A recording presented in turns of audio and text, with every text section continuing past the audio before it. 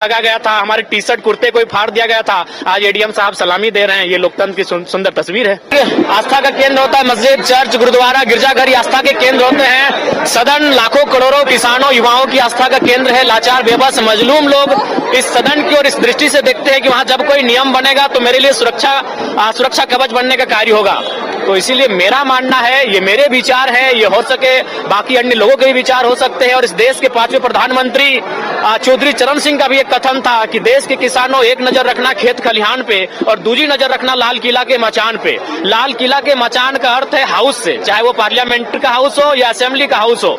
और हम जब भी, चूंकि हम किसान पुत्र हैं, जब भी हम लोग खेतों में प्रवेश करते हैं, जब भी अपने खलिहान में प्रवेश करते हैं, तो हम अपने जूते चप्पल को बाहर रख के वहां खेती का कार्य करते हैं। तो हमारी आस्था, जो आस्था खेतों के प्रति है, वही आस्था इस सदन के प्रति होगी। चूंकि सदन भी कहीं ना कहीं हमारे लिए इसीलिए बनाया गया है ताकि यहाँ हक हुकूक अधिकार की बात हो सके। जी, फसल तो उन्नति का होगा, फसल नए झारखंड का होगा, फसल स्थानीय नीति का होगा, फसल युवाओं के रोजगार का होगा। जयराम 24 सीटें लाई, उसको कमजोर कहा जा रहा है। अकेले जयराम कैसे सामना करेंगे 56 विधायकों का? देखिए, मेरा मानना है कि एक रहें चाहे 100 रहें, आपकी संख्या मायने नहीं रखती है, आपके विचार मायने रखते हैं। तो जब मैं अपने तर्कों को यहाँ प्रस्तुत करूंगा, वो तर्क तमाम आपके चैनल के माध्यम से पूरे राज्यवासी देखेंगे, तो उनवे तय करेंगे कि जयराम महतो अकेला अपने जो बातों को रख रहा है वो 56 पे भारी पड़ रहा है या फिर 56 उन पे भारी पड़ रहे हैं, वो राज्यवासी तय करेंगे। आपके अलावा 80 विधायकों में बेहतर कौन लगता है आपको? देखिए, अभी ये मेरा पहला दिन है। जब मैं उनके साथ बैठूंगा, मिलूंगा, उनके व्यवहार का आकलन करूंगा, उसके बाद इस निष्कर्ष पे मैं पहुंचकर बात करूंगा।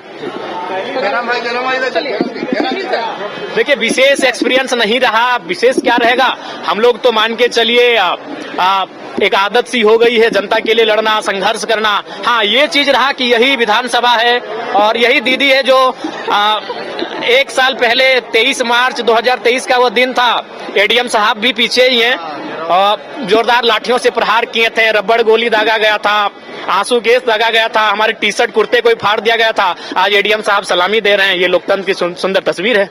चलिए, एक मिनट, अब जयराम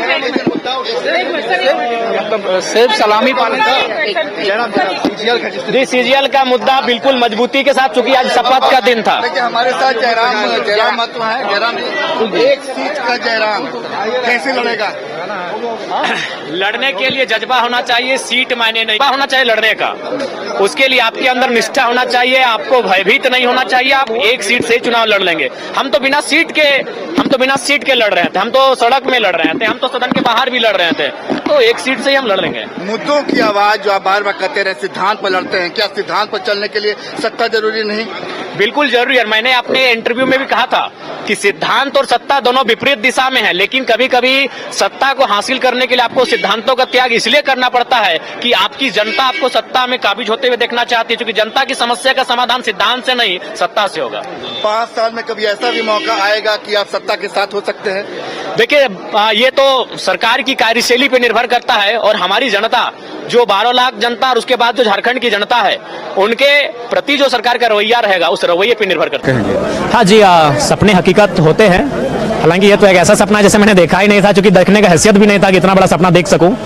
यानी मेहनत और संघर्ष हो तो कुछ ऐसी चीजें हो जाती हैं जिनको आप चमत्कारिक मानते हैं, लेकिन खैर ये हमारे संघर्ष और मेहनत और हमारे साथियों के संघर्ष और मेहनत का परिणाम है कि सदन में हमारी उपस्थिति हुई है।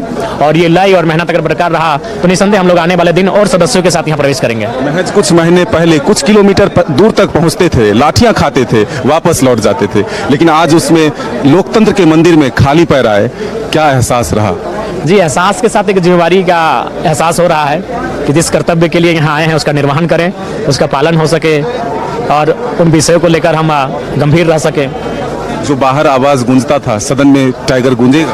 बिल्कुल गूंजेगा। अगर नहीं गूंजेगा तो फिर वो टाइगर किस काम का? क्या विषय होगा जिसको आप सदन के भीतर सबसे पहले? जी, अभी फिलहाल सीजीएल को लेकर काफी छात्र हतोत्साहित हैं, तो उस विषय पर हमारी बात होगी।